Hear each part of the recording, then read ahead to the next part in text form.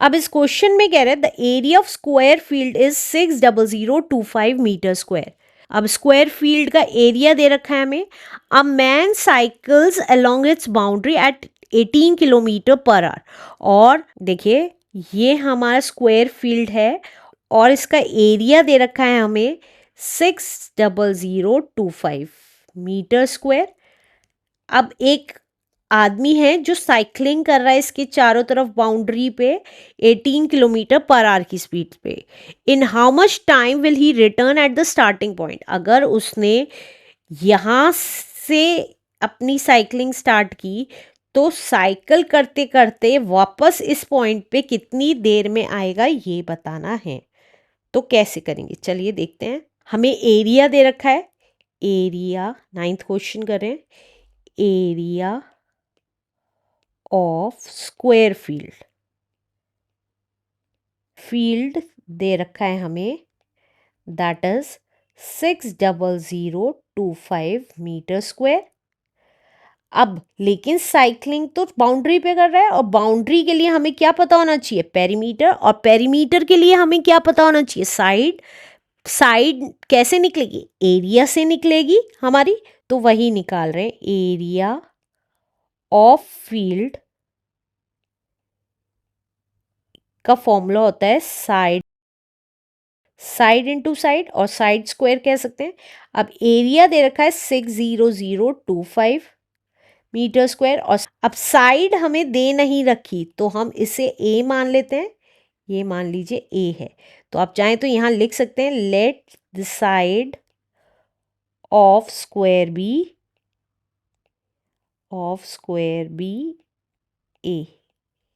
ए metre, right. तो अब ए का स्क्वायर हो गया। अब ए की वैल्यू क्या आ जाएगी, ये ए स्क्वायर की वैल्यू है, तो ये स्क्वायर हटाएंगे तो इधर जाके स्क्वायर रूट बन जाएगा। तो ये आ गया 60025 का स्क्वायर रूट।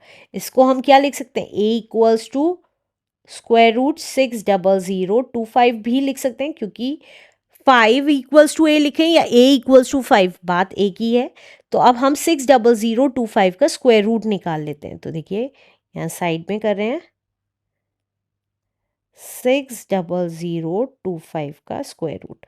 तो दो के पेयर्स बनाए तो 2 2 4 होता है, 4 लिख दिया। 2 बचा, 2 0 उतार ली, यहाँ +2 कर दिया, तो ये आ गया 4।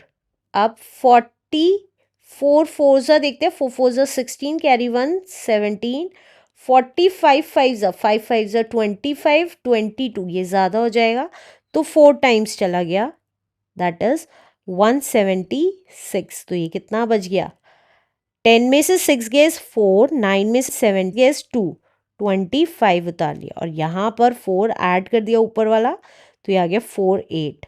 अब देखिए 4 8 5 है एंड में, तो 5 से ही कर रही हूँ, 5 5 25, 42 4 कैरी, 5 4 20 24, तो सेम जा रहा है तो 5 से चला गया, 2425। तो हमें पता चल गया ए कितना आ गया हमारा। अब ए आ गया, आप डायरेक्टली यहाँ पे ये कुछ नहीं बचा है तो डायरेक्टली स्क्वायर रूट से बाहर 245 लिख सकते हैं। तो मैं यहाँ पे ये वही लिख रही हूँ 245, और क्योंकि साइड मीटर में थी तो मीटर लिख दूंगी। अब हमारी साइड पता चल गई है। अब साइड से हम क्या निकाल लेंगे, पेरीमीटर निकाल लेते हैं। पेरीमीटर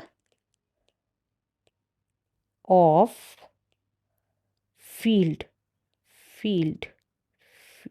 आ गई हमारे 4 इंटू साइड होता है, और साइड है ए, तो हमारा कितना आ गया perimeter, that is 4 into 245 metre.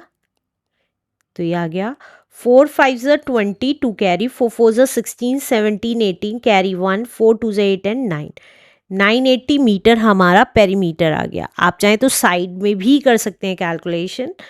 अब हमारा पेरीमीटर मतलब यहाँ से लेके यहाँ तक का डिस्टेंस आ गया, तो हम इसको डिस्टेंस बोल सकते हैं। तो डिस्टेंस आ गया हमारा सिंपल 980 मीटर, और हमें स्पीड दे रखी है that is 18 kilometre per our. तो ये किलोमीटर में दे रखा है स्पीड, तो हम क्या करेंगे, इस मीटर को, डिस्टेंस को हम मीटर को किलोमीटर में चेंज कर लेंगे। तो देखिए सबसे बड़ा किलोमीटर होता है, उसके बाद मीटर आता है। अब मीटर से किलोमीटर में चेंज करने के लिए हम डिवाइड करेंगे 1000 से, तो ये कितना आ जाएगा, 980 को 1000 से डिवाइड किया तो ये आ गया हमारा 0.980 किलोमीटर। अब हमें टाइम निकालना है, तो टाइम कैसे निकलेगा, टाइम का फॉर्मूला होता है डिस्टेंस अपॉन स्पीड। तो डिस्टेंस था 0.980 और स्पीड थी हमारी 18 किलोमीटर पर आवर। तो अब इसको सॉल्व कर लेते हैं। देखिए पॉइंट हटाया तो नीचे 3 जीरोज लग गई क्योंकि पॉइंट के बाद 3 डिजिट्स थी। सिंपली मैंने करके दिखाया है कि यहाँ से ले इस पॉइंट से इस तक का डिस्टेंस पता चल गया कि कितना डिस्टेंस कवर करना है और उसकी स्पीड कितनी है वो हमें बता रहा है। तो हमें नॉर्मली क्या निकालना है, टाइम निकालना है, तो टाइम से कैलकुलेट कर लेंगे। अब देखिए क्योंकि स्पीड हमें आवर्स में दे रखी थी, किलोमीटर को तो किलोमीटर में चेंज कर लिया, लेकिन आवर्स को हम टाइम आवर्स में दे रखा था, तो हम क्या करेंगे, इसको मिनट्स और सेकंड्स में चेंज कर लेंगे। तो आवर्स बड़ी यूनिट है, देखिए आवर्स बड़ी यूनिट है और उसको मिनट्स में चेंज करेंगे तो ऊपर से नीचे आएंगे तो मल्टीप्लाई कर देंगे। तो आवर्स को हमने मिनट्स में चेंज किया, 60 से मल्टीप्लाई कर देंगे क्योंकि 1 आवर 60 मिनट्स के इक्वल होता है। अब कैंसिल कर लेते हैं, तो देखिए 2 जीरो से 2 जीरो कैंसिल हो गई, 6 1 6 6 3 18, दैट्स इट। तो अब डिवाइड कर देंगे तो ये आ जाएगा 98 ऊपर रहा और नीचे 30। तो डिवाइड करनी हूँ साइड में, तो देखिए 98 को 30 से डिवाइड किया, 33 90, 8 बच गया। तो हम इसको क्या लिख सकते हैं, देखिए ये जो है, अब इसको हम अगर साइड में कैलकुलेट करें तो हम इसको मिक्स्ड फ्रैक्शन में कैसे लिख सकते हैं, 3 होल 8/30 लिख सकते हैं। अब ये मिनट्स में है। अब सिर्फ इतना पोर्शन, कितना पोर्शन, सिर्फ इतना पोर्शन मैं सेकंड्स में चेंज कर रही हूँ, तो उसके लिए हम इंटू 60 कर देंगे। तो यहाँ पे 3 तो मिनट ही हो गया ये वाला, और 8/30 को सेकंड्स में चेंज करने के लिए मल्टीप्लाइड बाय 60 कर देंगे। तो ये कितना आ जाएगा, 31 ज़ा 30, 32 ज़ा 60। तो इसका मतलब 8 2 ज़ा 16 आ गया। तो बाद वाली वैल्यू हमारी काय में आ गई, सेकंड्स में आ गई। तो हम यहाँ लिख सकते हैं 3 मिनट 16 सेकेंड्स। फिर से बता रही हूँ, ये हमने मिक्स्ड फ्रैक्शन में किया, जो हमारा न्यूमरेटर और डिनोमिनेटर वाली पार्ट था उसको हमने सेकंड्स में चेंज कर लिया इनटू 60 करके। ये रफ पार्ट है, रफ में करके आइएगा, रफ में कैलकुलेट करके देखिएगा। तो 32 ज़ा 60 होता है और 8 2 ज़ा 16, तो 8 2 ज़ा 16 सेकेंड्स आ गया answer. Let's do next question now. अब नेक्स्ट क्वेश्चन में कह रहा है the cost of levelling and turfing a square lawn at ₹2.50 per metre square is ₹13322.50।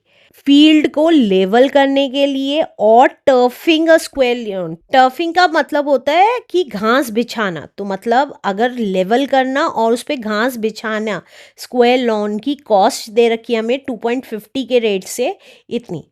Find the cost of fencing it at ₹5 पर मीटर, और हमें कॉस्ट निकालनी है उसको फेंस करने की। तो देखिए 10th क्वेश्चन कर रहे हैं हम, स्क्वायर लॉन है हमारा, देखिए इसको लेवल और टर्फिंग मतलब घास बिछाने की कॉस्ट दे रखी है। तो इस पार्ट में हमारी सॉइल लेवल की गई और घास बिछाई गई है, तो हमारे को क्या निकल के आ सकता है, इससे एरिया निकल के आ सकता है। तो देखिए यहाँ पे लिख सकते हैं, हमें टोटल कॉस्ट दी हुई है, total cost of levelling and turfing दे रखी है, दैट इज ₹13322.50। 13322.50 और कॉस्ट ऑफ 1 मीटर स्क्वायर कितनी दे रखी है, दैट इज ₹2.50। 1 मीटर स्क्वायर की कॉस्ट तो 2.50 और टोटल कॉस्ट हमारी ये है। तो हमारा एरिया कैसे निकल के आएगा, area of square field, square field that is, हम क्या करेंगे, टोटल कॉस्ट को डिवाइड कर देंगे कॉस्ट ऑफ 1 मीटर स्क्वायर से, तो वही करेंगे 13322.50 को डिवाइड कर देंगे 2.50 से, उतना हमारा एरिया आ जाएगा। तो देखिए यहाँ पर भी 2 डिजिट से पहले पॉइंट है और यहाँ पर भी, तो दोनों पॉइंट्स कैंसिल हो गए, एक जीरो से एक जीरो कैंसिल हो गई।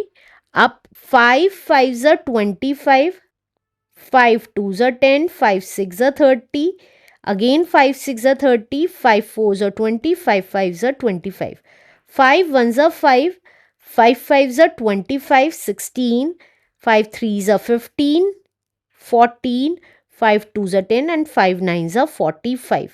तो हमारा एरिया कितना आ गया, 5329 मीटर स्क्वायर हमारा एरिया आ गया। अब वो कह रहा है हमें कॉस्ट ऑफ फेंसिंग निकालनी। अब अंदर का पार्ट आया, कॉस्ट ऑफ फेंसिंग क्या होती है, साइड की बाउंड्री, और बाउंड्री के लिए हमें क्या पता होना चाहिए, पेरीमीटर पता होना चाहिए, पेरीमीटर के लिए क्या पता होना चाहिए, साइड पता होनी चाहिए। तो हमें साइड नहीं पता स्क्वायर फील्ड की, तो लेट कर लेते हैं, let the side of square field be, square field be x है। तो हमारा फॉर्मूला क्या बन जाएगा, देखिए एरिया का फॉर्मूला क्या बन जाएगा, एरिया ऑफ फील्ड होता है हमारा साइड का स्क्वायर, और साइड एक्स है तो इसका स्क्वायर। तो एरिया कितना आया हमारा 5329 आया, इक्वल्स टू एक्स स्क्वायर। तो एक्स की वैल्यू कितनी आ जाएगी, स्क्वायर रूट हो जाएगा 5329 का। अगर हम यहाँ से x के ऊपर से स्क्वायर हटाएंगे तो इधर आके वो स्क्वायर रूट बन जाएगा। तो हम इसको क्या लिख सकते हैं, x equals to square root में 5329 भी लिख सकते हैं। अब स्क्वायर रूट निकाल देंगे लॉन्ग डिवीजन मेथड से। तो देखिए 5329, दो दो के पेयर्स बनाए। अब हमें पता है 7 7 ज़ा 49 होता है, 13 में से 9 गया 4, 29 उतार लिया, यहाँ पे +7 किया तो ये 14 आ गया। अब क्योंकि यहाँ पे 9 है तो 3 ज़ा करके देखते हैं, 143 3 ज़ा 3 3 ज़ा 9, 3 4 ज़ा 12, कैरी 1, 3 1 ज़ा 3 एंड 4, तो 3 टाइम्स चला गया 429। तो हमें पता चल गया कि हमारी साइड कितनी आ गई, दैट इज 73 मीटर आ गया, राइट। अब हम क्या निकाल लेंगे, कॉस्ट ऑफ फेंसिंग निकालने के लिए पेरीमीटर निकाल लेंगे, perimeter of field, perimeter of field कितना आ गया 4 into side, that is 4 into 73। तो ये आ गया 4 3 ज़ा 12, कैरी 1, 4 7 ज़ा 28, 29, 292 मीटर आ गया। अब हमें कॉस्ट ऑफ फेंसिंग दे रखी है, cost of fencing 1 metre field दे रखी है, 1 मीटर फील्ड को फेंस करने की कॉस्ट दे रखी है ₹5। तो टोटल कॉस्ट ऑफ फेंसिंग कैसे निकलेगी, टोटल कॉस्ट ऑफ फेंसिंग कैसे निकलेगी, अगर हम पेरीमीटर को मल्टीप्लाई कर देंगे। देखिए जो हमारी ये वाला डिस्टेंस है उसको हम 1 मीटर की कॉस्ट से मल्टीप्लाई कर देंगे तो टोटल कॉस्ट निकल के आ जाएगी फेंसिंग की, कॉस्ट ऑफ 1 मीटर फेंसिंग से मल्टीप्लाई कर देंगे तो हमारी टोटल कॉस्ट आ जाएगी। तो वही कर रही हूँ। तो देखिए हमने क्या किया, अब 292 हमारा पेरीमीटर आया था और 1 मीटर की कॉस्ट हमें 5 रुपीज़ दे रखी थी, उससे मल्टीप्लाई किया तो आंसर हमारा रुपीज़ में ही आएगा। 5 2 ज़ 10 कैरी 1, 5 9 ज़ 45 46 4 कैरी, 5 2 ज़ 10 प्लस 4 इज़ 14। इस फील्ड को फेंस करने की हमारी कॉस्ट आ गई, that is rupees 1460 rupees is the answer. Let's do next question now.